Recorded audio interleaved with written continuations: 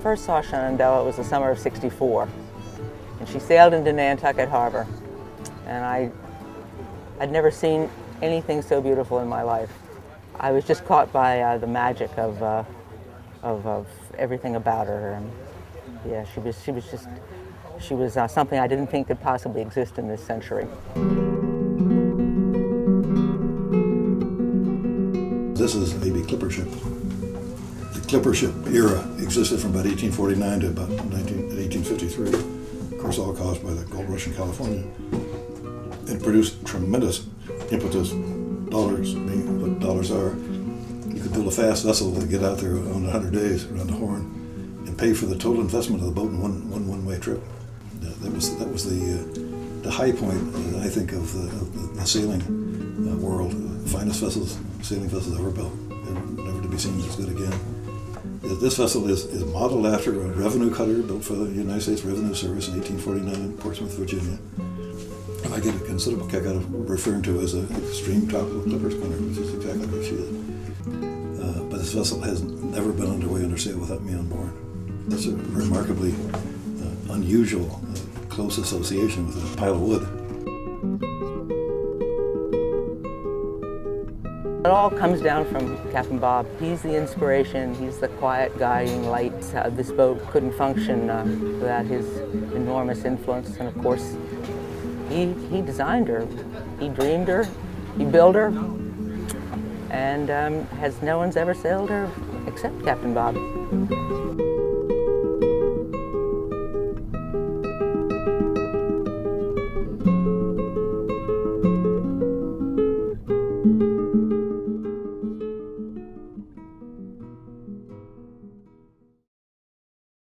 Pipe all hands to man the capstan.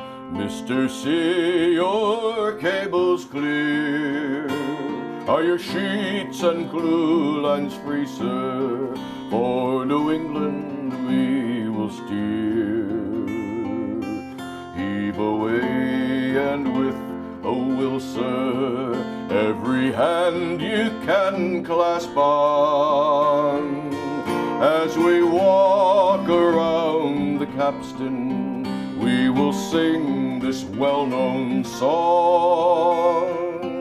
Rolling home, rolling home, rolling home across the sea.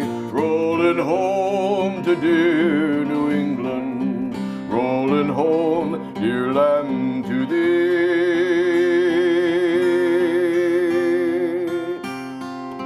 Up aloft amid the rigging blows the wild exulting gale, fresh as springtime in its blossom, filling out each billowing sail.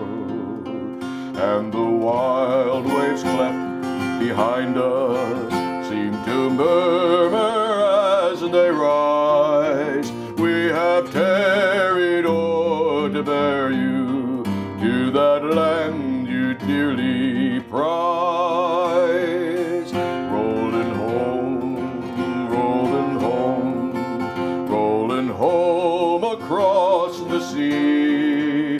Rolling home to dear New England, rolling home, dear land, to thee.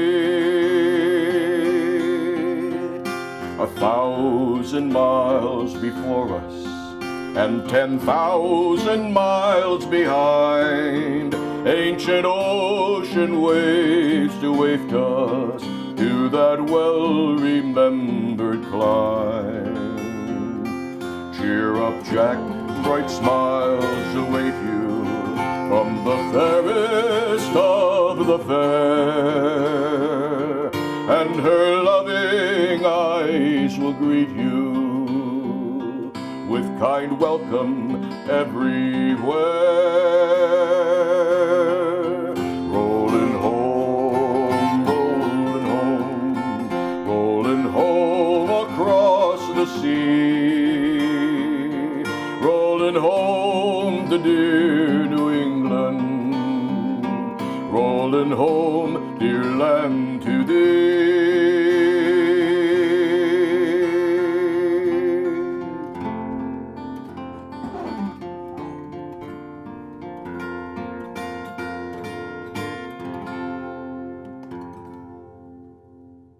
it's history. All the knowledge from the sailing of the 17th and 18th centuries sort of coalesces into this experience, and you're just extending it to the next generation. Got on board here and thinking I had to know a lot about sailing. You don't. They tell you what to do. Next thing you know, you're raising sails, flaking sails, bringing up the anchor, and reading some charts, and a couple trips later you think you know how to sail. It's not elitist at all. Anybody can do it. People of many different backgrounds are in here, different professions, and the music is just the icing on the cake as far as I'm concerned. 'Tis the gift to be simple, 'tis a gift to be free, 'tis a gift to come down where we ought to be. When we find ourselves in the place just right, we'll be in the valley of love and delight. When true simplicity is gained, to bow and to bend we will not be ashamed. To turn, it will be our delight, and by turning, we come round right.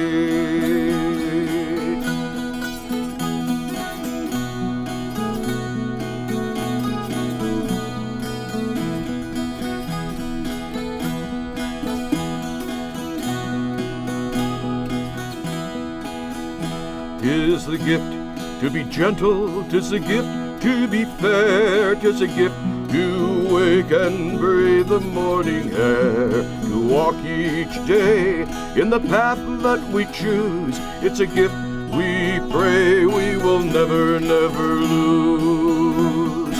When true simplicity is gained, to bow and to bend we will not be ashamed. To turn will be our delight, and by turning, we come round right.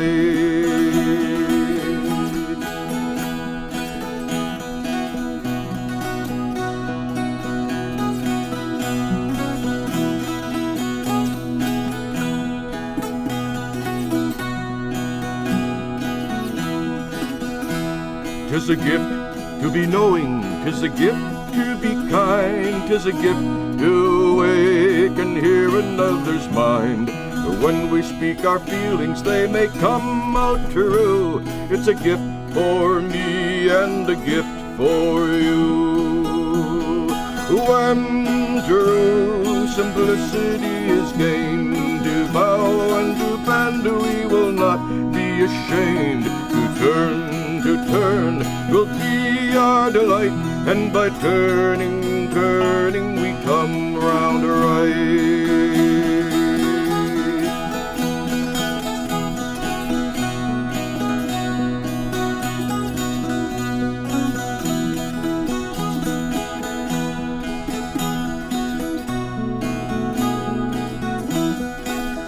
'Tis the gift to be loving, 'tis the best gift of all, like a warm spring rain bringing beauty when it falls. And when we use this gift, we may come to believe it's better to give than it is to receive. When true simplicity is gained, to bow and to bend we will not be ashamed. To turn will be our delight, and by turning, we come round right.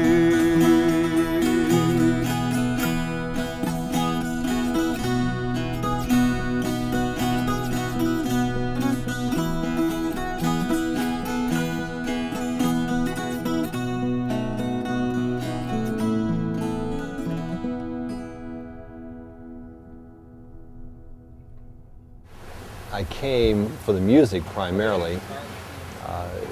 I play guitar, not well, but I play guitar, and so I came for that reason. And I've fallen in love with the sea, the sail, in a sense, the quiet solitude of sailing. I've been used to power boating, motor boating, and I see why now people love sailboats because of just the serenity of the ocean and the wind. I guess the key to being on this boat is just letting it all unwind and enjoying the beauty and the sound and the smells and everything else of this beautiful place. Can't think of a better way to spend a week. Can't at all. It's just a chance to let things percolate to the surface and run ideas through other people. And yeah, there's time to let it all happen. And there's always the music.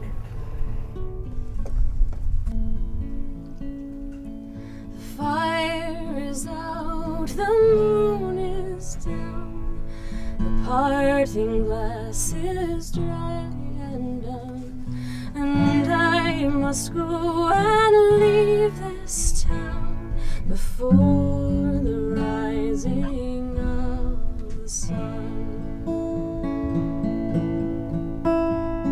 And long's the road and far's the mile before I rest my soul again, with girls that weep and girls that smile, and all the works and ways of men. For some there are that may not bide, but wander to the journey's end, nor take a girl to be a bride, nor keep a man to be a friend. And when I'm done with wandering, I'll sit beside the road and weep for all the songs I did not sing, and promises I did not keep.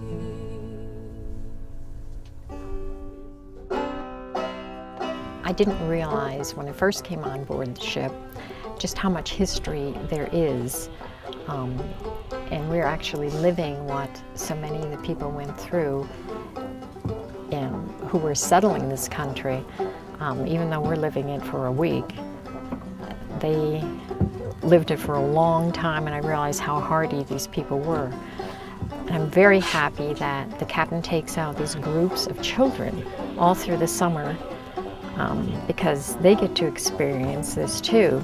I mean, their lives are really highly automated, and they have to realize that that's a new part of history, and this was the major part of the history of this country and the world, was the sailing ships.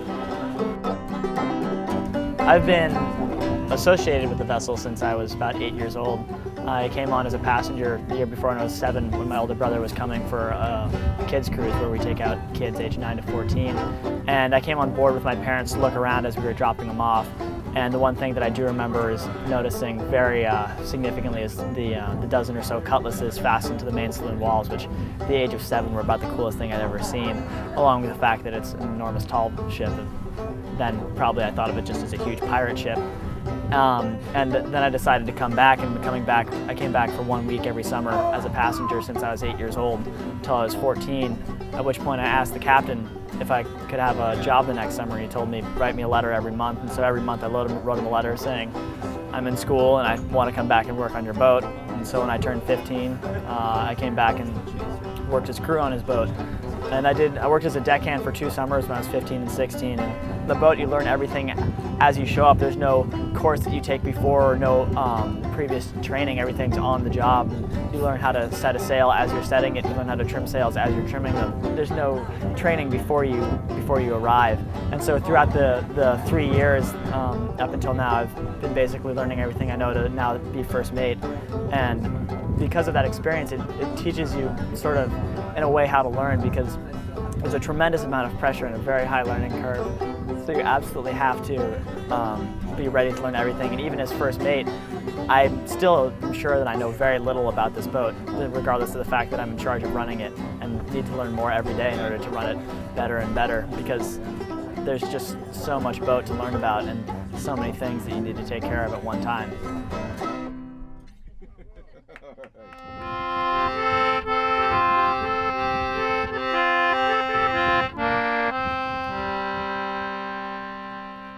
We have a strange affinity for pirates on this boat. Jamie McPherson, this be McPherson's farewell. He was an incredible fiddle player, 1700, Scotland.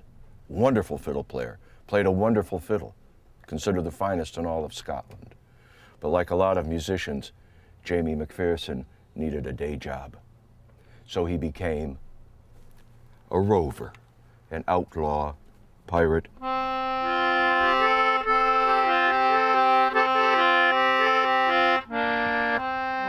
Didn't go over well with the authorities, so they hanged him.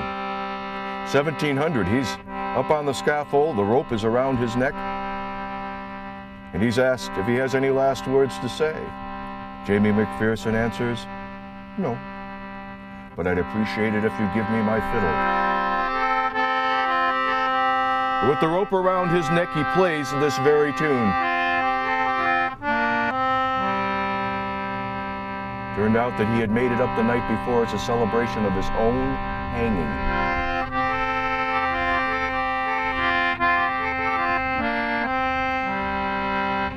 When he was done playing the tune, he holds the fiddle out to the audience and asks if anyone promises to play this tune at his wake.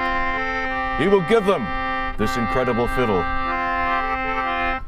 Nobody jumps forward. So Jamie smashes the fiddle, this beautiful fiddle, into a million pieces over the head of the hangman.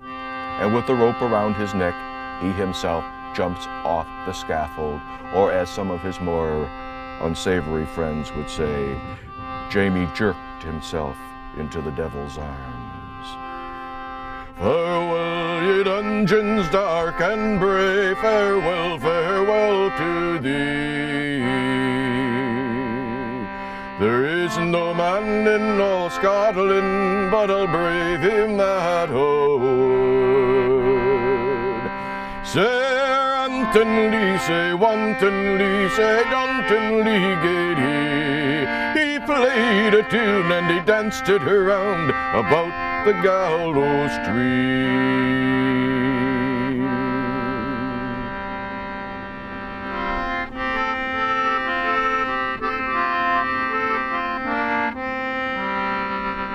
Oh, little did my mother think when first she cradled me that I would turn a roving lad and die on the gallows tree. Say Anthony, say wantonly, say Duntonly gate he played a tune and he danced it around about the gallows tree.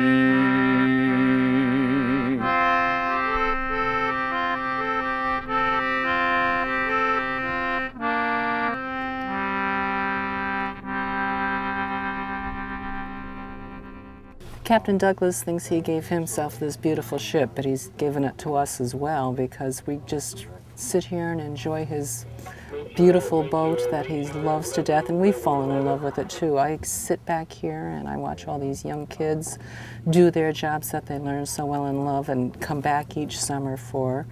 I have this beautiful, all these musicians teaching us all these wonderful songs from the past that I've never heard before. Charles Gibb being the worst pirate in American history, executed on Bedloe's Island, where the Statue of Liberty is, in 1830 after he was caught on Coney Island. And it's because of him that New York City still has admiralty courts. But that has nothing to do with this song. Like the captain, I digress. Fare thee well to Prince's Landing stage, River Mercy, fare thee well. I am bound for California,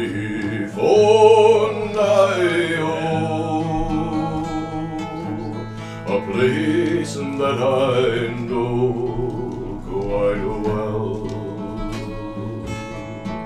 So fare thee well, my own dear love. When I return, united we shall be. It's not the leaving of Liverpool that grieves me, but my darling, when I think on thee,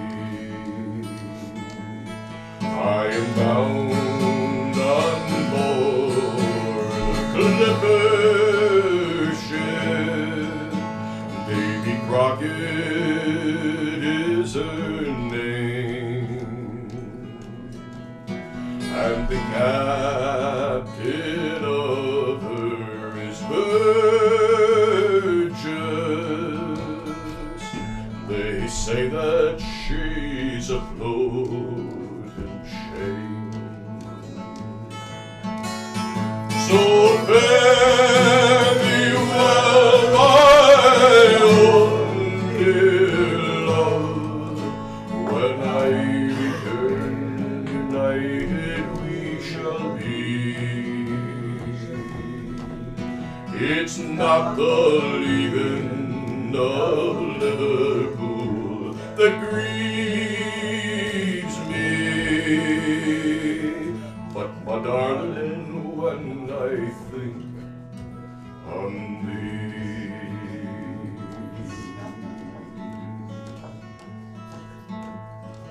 The sun is in the harbor, love, and I wish that I could remain,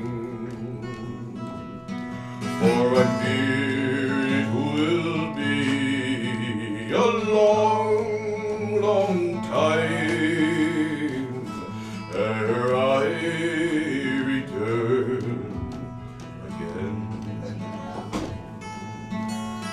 So fare thee well, my own dear love.